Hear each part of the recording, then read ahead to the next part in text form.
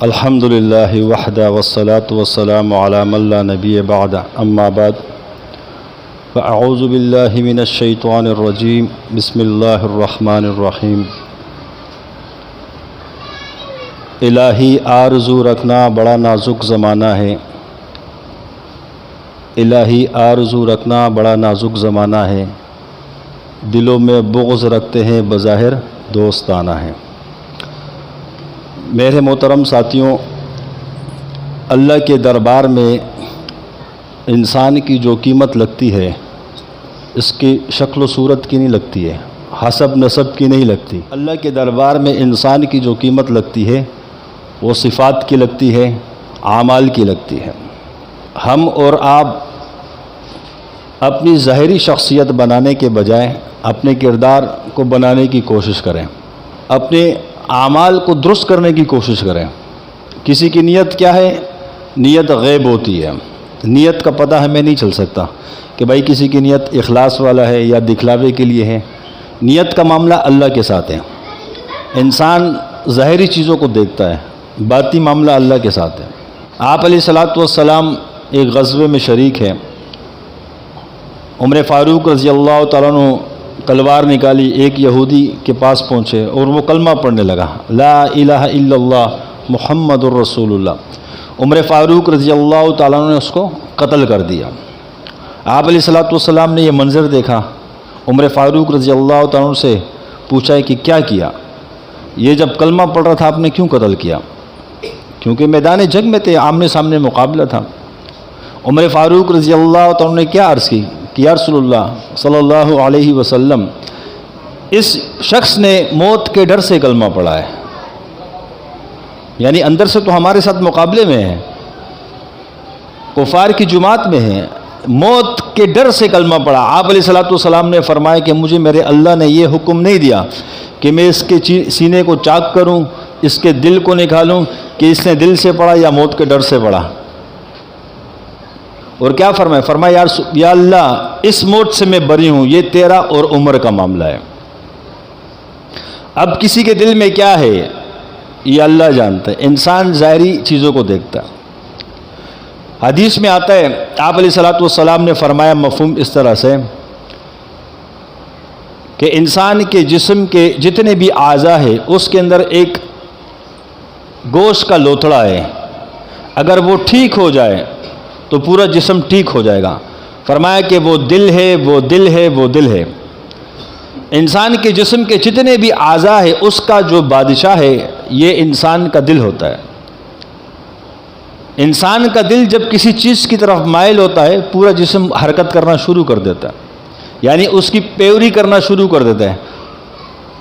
میرے محترم ساتھیوں، جب انسان کا یہ دل بن جائے گا، اس دل سے کینہ بغض حسد نکل جائے گا، اس دل میں اللہ کی محبت آ جائے گی، پھر انسان اپنی زندگی کو صفات والی بنانے کی کوشش کرے گا۔ اب اس دل کے اندر میرے اور آپ کی دنیا بس چکی ہے، اس دل کے اندر اللہ نہیں ہے۔ اب تمام نبیوں کی جو دعوت کا میدان تھا وہ انسانوں کا دل تھا، اللہ والوں کی دعوت کا میدان انسانوں کا دل ہے۔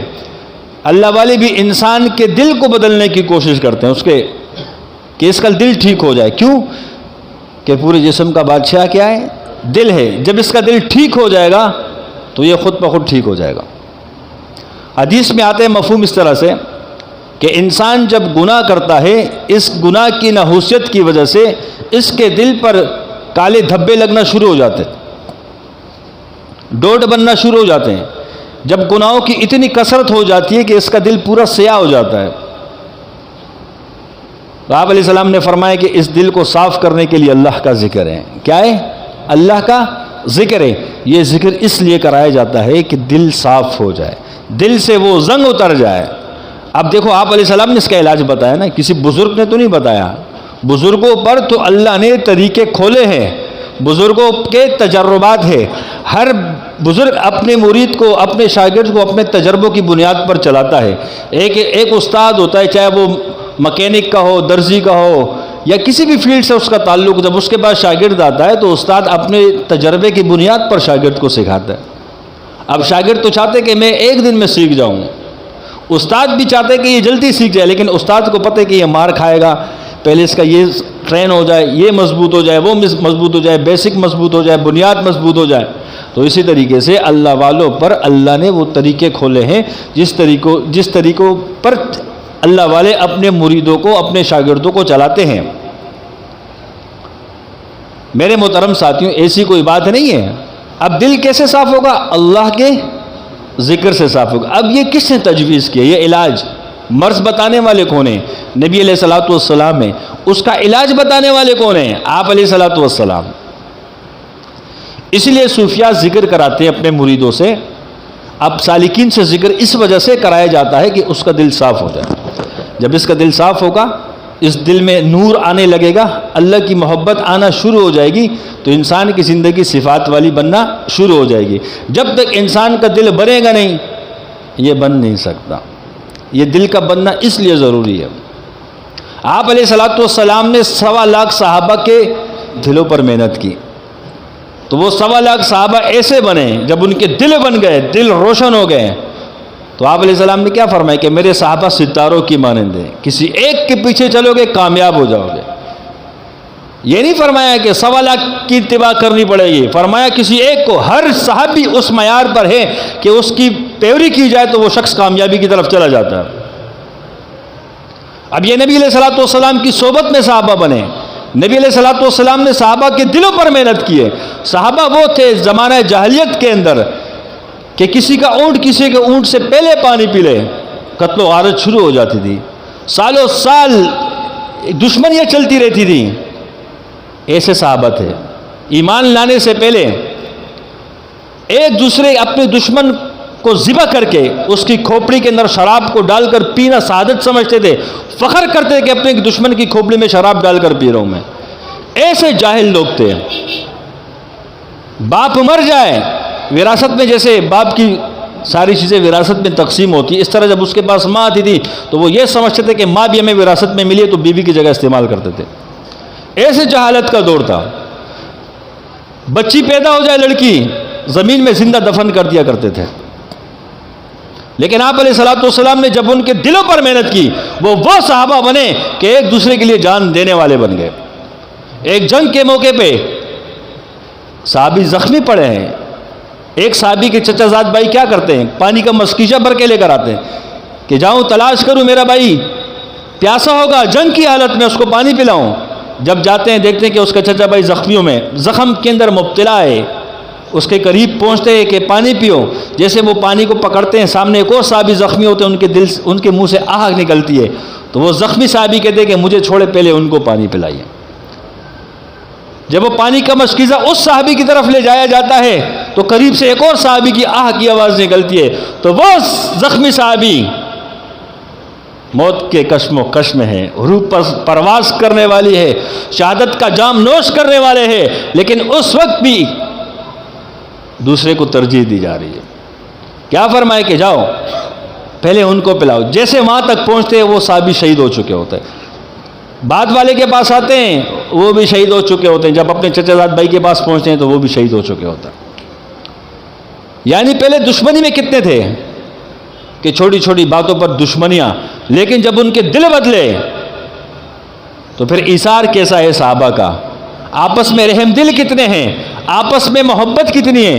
صحابہ کے دلوں میں کینہ حسد بغض نہیں تھا، صحابہ کے دلوں میں ایک دوسرے کے لیے انکساری کا معاملہ تھا، ہمدردی کا معاملہ تھا۔ میں کچھ نہ کھاؤں لیکن میرا سامنے والا بھائی کھا لے، ہم کیا کرتے ہیں؟ میں دبا دوں وہ بھلے بھوکا مر جائے۔ پڑوس تو دور کی بات ہے، ہم اپنے سکے بھائیوں کا نہیں پوچھتے ہیں، پڑوس تو دور کی بات ہے۔ ہمیں پتہ ہوگا کہ اس پڑوس کے اندر ایک ایسے شخص رہتا ہے جس کے پاس کھانے پینے کا کچھ نہیں ہے، ہمارے پاس ہوتے ہوئے بھی ہم اس کا نہیں پوچھتے۔ وہ صحابہ تھے کہ وہ جانوروں کو بھی دیکھتے تھے، انسان تو دور کی بات ہے، وہ جانور کو بھی دیکھتے تھے۔ عمر فاروق رضی اللہ عنہ اکثر روتے تھے، فرماتے تھے یا اللہ میری بادشاہت میں ایک کتا دریا کے کنارے پیاسا نہ مر جائے ورنہ عمر پوچھا جائے گا۔ کیوں؟ صحابہ کے دل بنے۔ صحابہ کے دل کیسے بنے؟ ذکر سے بنے۔ ہم نے ذکر کو بہت معمولی چیز سمجھا ہوا ہے۔ میرے محترم ساتھیوں، ہر نبی سے اللہ نے ذکر کروایا ہے، ہر نبی کو اللہ نے فرمایا کہ جاؤ 40 دن میرے لیے خاص کرو، ہر نبی سے اللہ نے چلہ کروایا ہے۔ ابراہیم علیہ السلام آگ کے اندر 40 دن تک اللہ کا ذکر کرتے رہے، حسبنا اللہ و نعم الوکیل۔ سلیمان علیہ السلام جب تخت پر وزیروں کے ساتھ بیٹھے ہوتے، ان کا تخت ہوا میں اڑتا تھا، تو وہاں بھی ذکر، نیچے سے پرندے اڑنے والے ان کے اوپر سایہ کر کے جاتے تھے، تمام مخلوقات تخت کو دیکھ کر سبحان اللہ کا ذکر کرتی تھی۔ میرے محترم ساتھیوں، یونس علیہ السلام مچھلی کے پیٹ میں 40 دن کیا کیا؟ لا الہ الا انت سبحانک انی کنت من الظالمین، مچھلی کے پیٹ میں اللہ کا ذکر کیا ہے۔ تمام نبیوں سے اللہ نے چلے کروایا۔ ہم کہتے ہیں نا چلے کہاں سے آتے ہیں، یہ بدعت ہے، یہ فلاں چیزیں فلاں چیزیں۔ بھائی تیرے پاس تحقیق نہیں ہے، پرانے بزرگوں نے کیے ہیں، اب کے دور کے لوگوں نے چھوڑ دی، تو اس کا مطلب یہ تو نہیں کہ یہ کوئی نیا کام شروع ہو گیا۔ ہر نبی کو اللہ نے فرمایا کہ جاؤ 40 دن میرے لیے خاص کرو، تمہیں انعام دوں گا۔ کیا دوں گا؟ ہر نبی نے 40 دن خاص کیے اللہ کے لیے۔ موسیٰ علیہ السلام نے بھی 40 دن خاص کیے ہیں، اللہ نے فرمایا 40 دن خاص کر کے آؤ، انعام دوں گا۔ طور پر جاتے ہیں، موسیٰ علیہ السلام 40 دن اللہ کا ذکر کرتے ہیں۔ کہاں جاتے ہیں؟ اللہ سے ملاقات کرنے کہاں جاتے تھے؟ اللہ بلواتا تھا کہ 40 دن چلا لگاؤ، ادھر آؤ، 40 دن میرے لیے خاص کرو، تمہیں انعام دوں گا۔ موسیٰ علیہ السلام 40 دن جیسے گزار کے آئے، اللہ نے انہیں کتاب دے دی۔ آسمانی جو 4 کتابیں ملی ہیں، یہ چلے ذکر کی برکت سے اور چلے کی برکت سے دی ہے اللہ نے۔ اس کے اندر ایک راز ہے کہ ذکر کی برکت سے اللہ علم دیتا ہے، ذکر کی برکت سے کیا؟ اللہ انعامات دیتے ہیں۔ حدیث کا مفہوم ہے، ایک حدیث میں آتا ہے کہ آپ علیہ السلام نے فرمایا مفہوم اس طرح سے کہ جو شخص اللہ کے لیے 40 دن خاص کرتا ہے، اللہ اس پہ علم و حکمت کے چشمے جاری کرتا ہے، اس کے دل پہ وارد کرتے، زبان سے جاری کرتا ہے۔ تو حدیث ہے۔ ایک حدیث کا مفہوم ہے کہ آپ علیہ السلام نے فرمایا کہ علم و حکمت مسلمانوں کی گمشدہ میراث ہے، جہاں سے ملے اس کو لے لو۔ اس سے پتہ کیا چلا کہ دنیا کے اندر جتنے بھی علوم ہیں علم و حکمت کے، یہ تمام اللہ نے انبیاء کو دیے، مسلمانوں کو دیے۔ مسلمانوں نے جب اللہ سے دوری اختیار کی، اللہ نے کفار کے حوالے کر دیے۔ جتنے آپ کو سائنسدان ملیں گے کون ہیں؟ ایمان والے ہیں۔ یہ دنیا بنائی اللہ نے ایمان والوں کے لیے۔ یہ دنیا کی کا جو اللہ نے انسان کو ایک تصرف دیا ہے، آسمان، ملکوت، جبروت، لاہوت، یہ مومن کے لیے ہے بھائی، کافر کے لیے نہیں ہے۔ کافر تو آسمان کی بلندی سے اوپر جا ہی نہیں سکتا، اللہ نے اس پہ دروازے بند کیے ہوئے ہیں۔ شیطان جب آسمان کی طرف جاتا ہے، فرشتے اس کے اوپر ستارے مارتے ہیں، اس کو نیچے پھینک دیا جاتا ہے۔ تو یہ اوپر کون جائے گا؟ یہ مومن جائے گا۔ میرے محترم ساتھیوں، اب وہاں موسیٰ علیہ السلام نے 40 دن ذکر کیا پہاڑوں پر جا کر۔ یہ دیکھو، یہ انتہا ہے، یعنی انتہا کے بعد انعام دیا جا رہا ہے۔ ہم اپنے نبی کی زندگی پر غور کریں۔ آپ علیہ السلام بچپن سے لے کر 40 سال کی عمر تک غار حرا جا کے کیا کرتے تھے؟ ذکر کرتے تھے۔